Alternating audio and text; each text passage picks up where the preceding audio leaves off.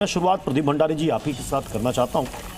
क्यों ऐसा लग रहा है बीजेपी को कि अगर ममता बनर्जी ईद के किसी कार्यक्रम में शामिल हो गई तो वो तुष्टीकरण कर रही हैं?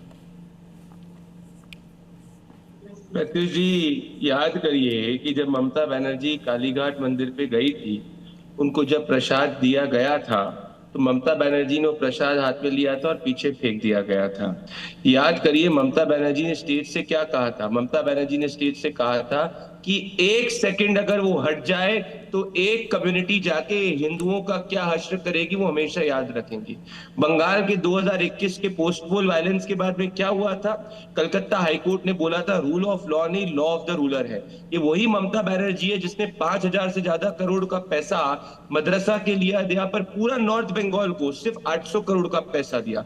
ये वही ममता बनर्जी है जिसने 2017 के अंदर दुर्गा पूजा के लिए पूरा बैन लगा दिया था जस्ट बिकॉज उस दिन मुहर्रम हो रही थी। ये वही ममता बनर्जी है जो जिसके पूरे नेता जो है हिंदुओं को गंदा धर्म कहते हैं। ये वही ममता बनर्जी है तृणमूल कांग्रेस है जिसके बॉबी हकीम कहते हैं कि वो एक बार देखना चाहते हैं कि कलकत्ता मुस्लिम मेजोरिटी हो जाए। और ठीक ऐसी बात जो है सोहरावर्दी 1946 के अंदर किया करता था, जो बंगाल का अनडिवाइडेड बंगाल का मुस्लिम चीफ मिनिस्टर था और जो चाहता था कि कलकत्ता पाकिस्तान में चले जाए अगर भारतीय जनसंघ के फाउंडर श्यामा प्रसाद मुखर्जी नहीं होते। तो ममता बनर्जी और तृणमूल कांग्रेस हमेशा से हिंदुओं के खिलाफ सेकेंड ग्रेड ट्रीटमेंट करती हुई आई है। और अगर इनकी सच में आस्था है तो ये तो नवरात्रे चल रहे हैं, क्यों नहीं ममता बनर्जी मंदिर भी गई नवरात्रे के दिन में। इससे यही स्पष्ट होता है कि उनको तो सिर्फ 35% का ही वोट चाहिए और हिंदुओं को हमेशा बंगाल के हिंदुओं को सेकेंड ग्रेड ट्रीटमेंट ट्रीट किया जाता है। और ये बात मैं ही क्या, ये तो सिद्दीकुल्ला चौधरी जो ममता बनर्जी के मंत्री हैं वो खुद कह चुके हैं। जब वक्फ का प्रोटेस्ट हुआ तो उन्होंने क्या कहा था, ममता बनर्जी बहुत खुश हुई मुसलमानों को सड़क पे आते हुए देखते हुए। तो बंगाल के अंदर 35% की सरकार चल रही है, ना कि बंगाल में सबके साथ और सबका विकास की सरकार चल रही है। और ये तुष्टीकरण को बंगाल की जनता देख रही है। ठीक है, मैं स्वयं पुरोहित जी बीजेपी का स्टैंड आपने सुन लिया।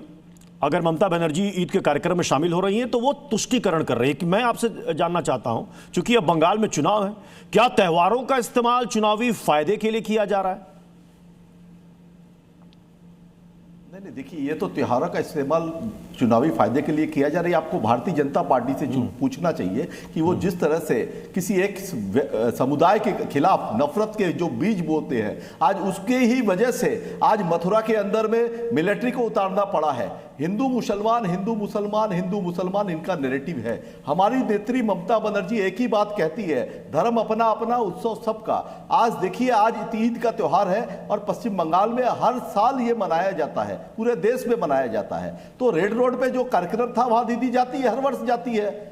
मगर उसके साथ ही आज गणगौर तीज का भी त्योहार है, गणगौर का त्योहार है, तीज का त्योहार है। और तीज के लिए आपको बता देता हूं कि बड़ा बाजार में कोलकाता महानगर के अंदर में गवर्जा का द्वार जो पूरे भारत में कहीं नहीं है, मां गवर्जा का त्योहार। आप मेरी बात को ध्यान से सुनिए, गणगौर का त्योहार जो बंगाल में मनाया जाता है। आप रात को आइए, रात को 1 बजे, जो वामपंथी शासनकाल में रात को 10 बजे बाद माइक बंद कर दिया जाता था, ममता बनर्जी जब से आई सभी धर्म धामी उत्सव, दुर्गा पूजा कमेटियों को 1,10,000 रुपया दिया जाता है, जगन्नाथ धाम का मंदिर बनाया जाता है और उनका प्रसाद जब बांटा जाता है तो यही शुभेंदु अधिकारी बोलते हैं कि वो प्रसाद हराम है। जब शिव आंगन दुर्गा बाड़ी की बात होती है, देखिए इनको नफरत फैलाना है, इनके पास एजेंडा नहीं है। $100 हो रहा है। आप देखिए जिस तरह से पेट्रोल डीजल गैस की महंगाई, एमएसएमई पे इसका इफेक्ट पड़ेगा, जो स्मॉल स्केल इंडस्ट्रीज है उस पर इसका इफेक्ट पड़ रहा है, उत्पादन पर इफेक्ट पड़ेगा। नहीं, स्वयं पुरोहित जी अभी जो प्रदीप भंडारी ने एक सवाल किया, उन्होंने कहा कि अभी ईद का त्योहार है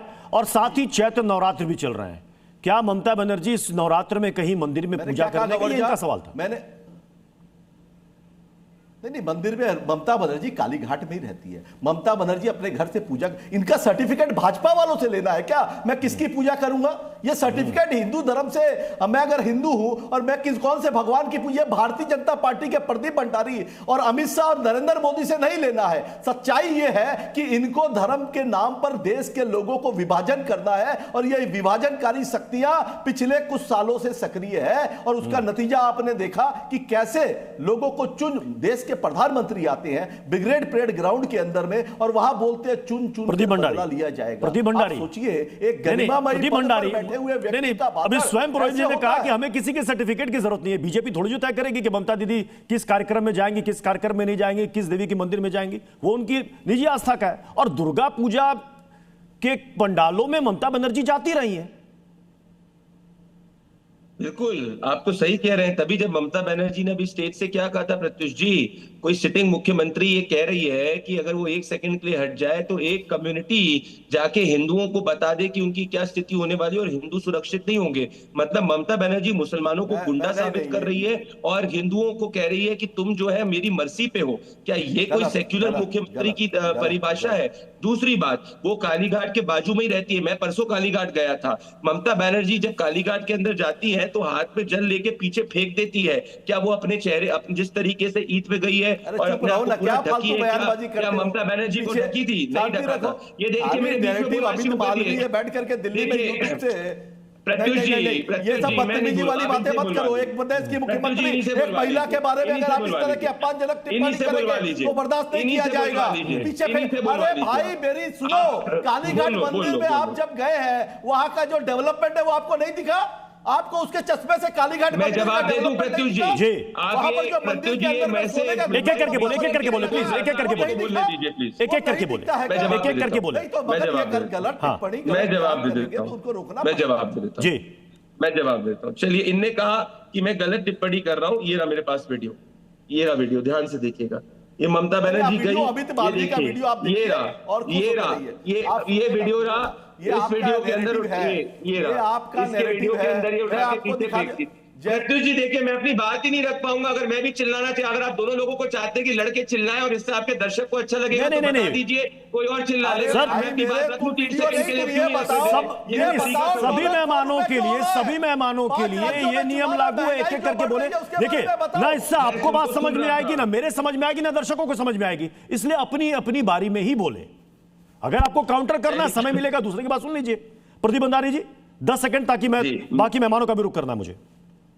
पहली बात तो इन्होंने ये झूठ बोला कि ममता बनर्जी 1.5 लाख दुर्गा पूजा कमेटी को देती है, वो क्लब्स और टोलाबाजी के लिए चीज देती है। पॉइंट नंबर 1, अगर इनकी नीति और नियत साफ होती तो मुझे बताइए कि दुर्गा पूजा, आप चुप रहिए, ऐसी बातें जाके ममता बनर्जी से करो। अभिषेक बनर्जी से ऐसे चिल्ला के बात करो। अभिषेक बनर्जी से क्या मतलब है ये? अभिषेक बनर्जी से ऐसे चिल्ला के बात करिए। प्रोफेसर दिनेश वार्ष्णेय का मैं रुख करूंगा। प्रोफेसर दिनेश वार्ष्णेय जी। नहीं प्रत्युष जी, मैं अपनी 10 सेकंड के लिए बात भी नहीं रख पाता हूं। आप इनको बीच में, आपका जो पीसीआर है पीछे से डबल विंडो नहीं सर, देखिए आवाज तो किसी की सर डाउन, आवाज तो किसी की डाउन नहीं होगी। सबको बोलने का मंच है, सब यहां पर बोलेंगे, लेकिन अपनी अपनी बारी में बोले। मैं बार बार रिक्वेस्ट नहीं कर सकता हूं सर। सरफिरोशी की तमन्ना अब हमारे दिल में है, कितने को तो ही करो हमला हमारे। ठीक है, 10 सेकंड प्रदीप भंडारी जी, अपनी बात जल्दी से आप कंप्लीट करें। मैं इनको वापस से एक्सपोज करूंगा। आज ही इनके गौतम पाल जो है, इनके करंदीगी के कैंडिडेट हैं, ये जाके एनवलप के अंदर मुसलमानों को पैसा दे रहे हैं, ईद के नाम पे वोट खरीदने का प्रयास कर रहे हैं। अब मुझे आप बताइए क्या इनकी स्थिति है? ये इनकी स्थिति है, ये चुनाव हारने वाले। प्रोफेसर दिनेश वार्ष्णेय जी, प्रोफेसर दिनेश वार्ष्णेय जी, मतलब इतना घबरा क्यों रहे हो?